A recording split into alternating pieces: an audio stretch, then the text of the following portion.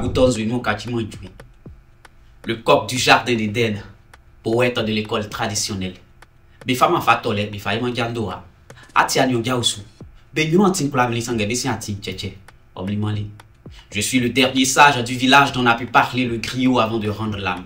Le dernier prophète dont le nom ne figure pas dans les livres saints parce qu'il n'y avait plus de pages. Je suis Kong, la voix qui éclaire la case la plus sombre du village. Déjà, j'étais étudiant en art du spectacle à l'université Félix Houphouët-Boigny. Et là-bas, je rencontre deux amis de la scène, de la poésie à Masque et Balafon. Et lors d'une soirée avec le ministre de l'Enseignement supérieur, on a dû fabriquer quelques mots là avec lesquels on a présenté quelque chose.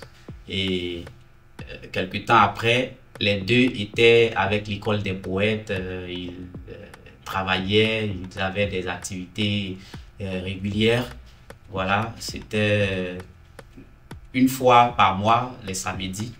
Et l'un d'entre eux m'a invité, c'était Lisa Love. Voilà, et elle m'a invité, c'est là-bas que j'ai rencontré le slam, la poésie. Voilà, là-bas, je rencontre d'autres slammeurs qui me tiennent la main et avec eux, bon, on fait ce chemin-là jusqu'à ce qu'aujourd'hui, je sois là en tant que slameur. Depuis mon parcours scolaire, je suis beaucoup dans les associations. Voilà.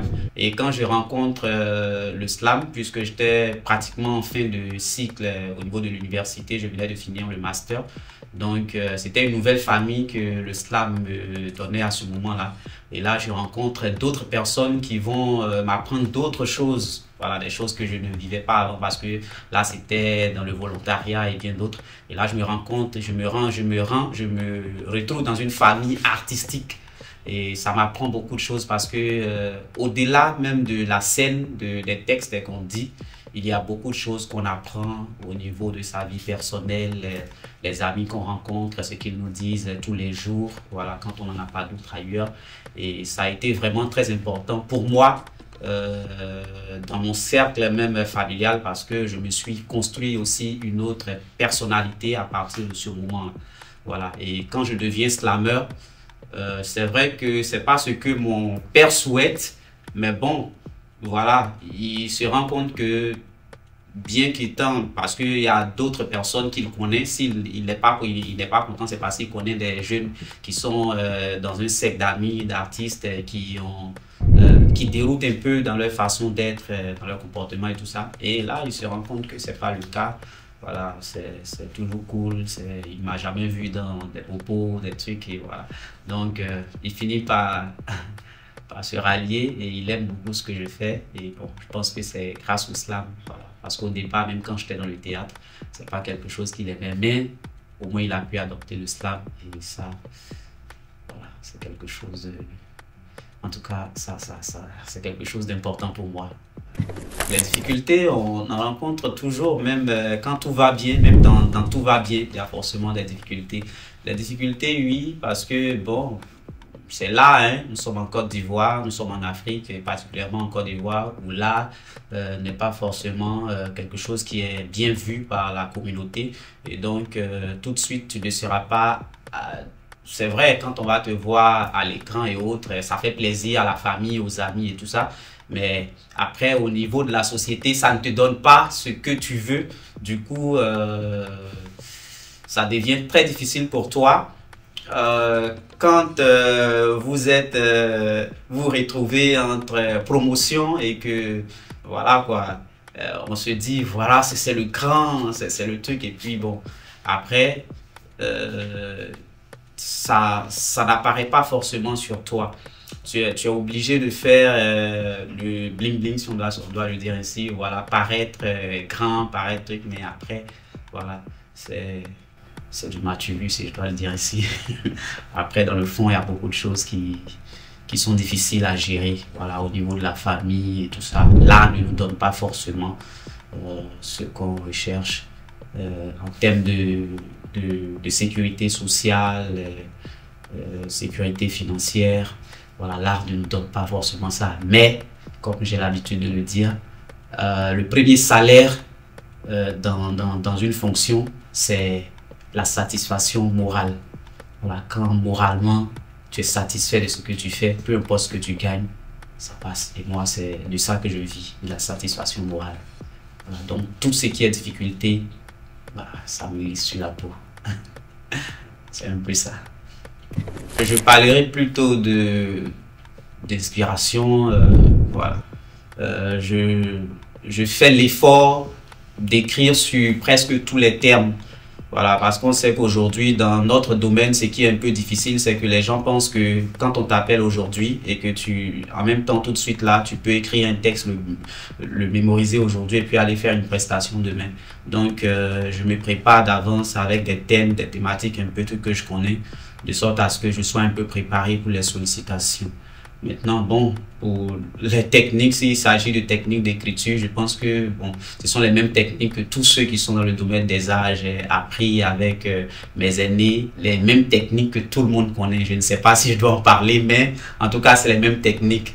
Voilà, la banque des mots et tout ça, ça c'est au niveau de l'écriture. Mais je m'inspire beaucoup de tout ce que je vois. Moi, je me dis que rien n'est inutile autour de moi. Même quand je sors et que je vois un bouchon de stylo, je me dis que ça peut être utile. Je pense déjà à un enfant qui va aller à l'école avec un stylo qui n'a pas de bouchon, qui risque de faire sortir ce qu'il appelle Bill, qui fait tourner tout ça. Donc, tout de suite, ça peut m'inspirer quelque chose.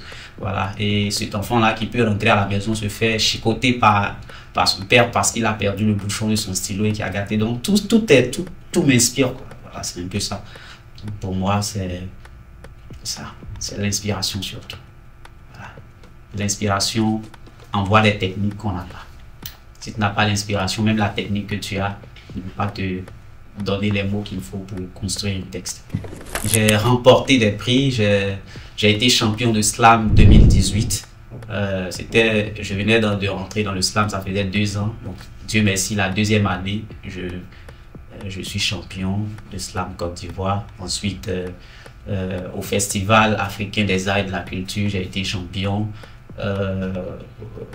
Au Festival des langues, j'ai été champion. J'ai été champion à beaucoup de festivals. Voilà. En tout cas, j'ai eu quelques prix quand même dans le domaine du slam. J'ai eu quelques prix quand même. Déjà, je prévois un spectacle l'année prochaine, un spectacle sur lequel déjà j'ai commencé à travailler. Voilà, pour ne pas me laisser surprendre par le temps. On se dit que c'est l'année prochaine, donc on a tout le temps et puis au dernier moment, on est pressé pour ne pas donner au public quelque chose de pas vraiment satisfaisant. Je suis déjà au labo, me préparer par rapport à mon spectacle l'année prochaine. Ensuite de cela, bon, je suis membre d'une association et donc on a des festivals. Et donc on a déjà le plus grand festival, c'est Écritude qui aura lieu en décembre, sur lequel je serai. Aussi bien sur la scène que au niveau de la direction artistique. Et puis bon, des voyages si Dieu le veut, voilà. Puis des collaborations aussi, voilà, des choses auxquelles je pense, des collaborations, pas forcément avec des artistes, des slameurs, parce que moi dans ma tête c'est essayer de faire autrement le slam, essayer de faire ce cocktail-là, peut-être un slam avec un artiste zoulou, essayer de voir ce que ça peut donner par curiosité, un slam avec peut-être un artiste reggae, voir ce que ça peut donner, tout ça. Voilà, essayer de toucher un peu à toutes ces choses-là. Je suis sur des pistes de collaboration pour essayer d'expérimenter ça aussi pour voir ce que ça peut me donner. Alors, ce que je peux dire aux jeunes slammeurs, nous sommes jeunes slammeurs, on apprend, mais bon, on a des dévanciers, on a nous et puis on a après nous. Voilà ce que je peux donner comme conseil à ceux qui me suivent, qui viennent après moi, je veux dire. Le slam, c'est un art comme tous les autres arts. On vit du slam si on le pratique bien. Voilà, il faut qu'il se forme. Nous, on s'est formé. Moi, je me suis formé, franchement. C'est vrai que je n'ai pas encore ce que je veux, mais j'ai pris le temps de me former auprès des aînés que j'ai trouvés dans le domaine du slam. Et ce que je peux leur demander, c'est la formation. Voilà, parce que aujourd'hui, il arrive que des gens, quand tu demandes à certaines personnes s'ils connaissent le slam, il y a ceux qui connaissent le slam et il y a ceux qui connaissent mais qui n'aiment pas le slam. Ceux qui n'aiment pas le slam, c'est peut-être ceux qui n'ont pas encore écouté un slameur. Et quand je dis un slammer, je ne parle pas de celui qui vient parler, je parle vraiment d'un slammer. Voilà, et des slammers, il y en a beaucoup. Mais tant que tu n'as pas rencontré un slammer, tu ne vas pas forcément aimer le slam. Donc je demande à mes jeunes frères de travailler de sorte à ce que celui qui rencontre un slammer, peu importe le slammer qu'il rencontre, que celui-là puisse aimer le slam à travers lui. Et c'est au plaisir de tous les slammers, c'est leur satisfaction à tous. Sur la toile, j'ai entendu parler de tes rues aux éclats 5 étoiles. Brevet d'accès au chômage et me voici dans ton beau paysage. Pas besoin de passer par 1000 échangeurs ou de grimper des immeubles sans ascenseur pour dire ton nom. Djal Babi, la perle des lagunes, la saveur de ton mets préféré m'a fait oublier le mets de mémé. Du bio-bosseux au foutou banane, aujourd'hui je m'en garba. J'ai compris avec toi que ce n'est pas qu'avec Orange que la vie change. Tes rues pleines de princesses aux fesses qui agressent, stress et dégraissent, avec elles de jour comme de nuit, jamais on ne s'ennuie. Collant, mini jean pété puis se tresser. Le soir, rendez-vous dans un bar maquis ou boîte pour déstresser. On se fracasse au rythme des roues casse-casse. Dose de jus de maïs et de tabac dans nos têtes se tabassent. La journée, elle vend de l'eau glacée et du lotus. Le thé multicolore, la nuit, elle vaut de l'or. Le lendemain matin, les caniveaux étouffent de dessous, de préservatifs et de fœtus dont la pourriture enfante les microbes qui anémient la population au passage. Les anarcheurs sont partout. Le renard passe-passe, chacun à son tour. Les tours se comptent en alphabet, les voleurs font bouche bée. Le costume est vulgarisé, les vendeurs d'illusions y sont déguisés. À la gare, les fils de Marley sont calés. Prêts à te palper et décaler, ils ne sont jamais lucides. À petit feu, ils se suicident. Cigarettes, drogue et alcool font corps avec leur corps. Leur gamme, c'est la bagarre. Ils se tabassent à sang et ils s'en garbent. Quand c'est gâté, on oublie Molière au profit de Nash. Toi, tu saches, le baoulé au profit du Nouchi. A vous faire une bâtiment, sans vos siècles, on était.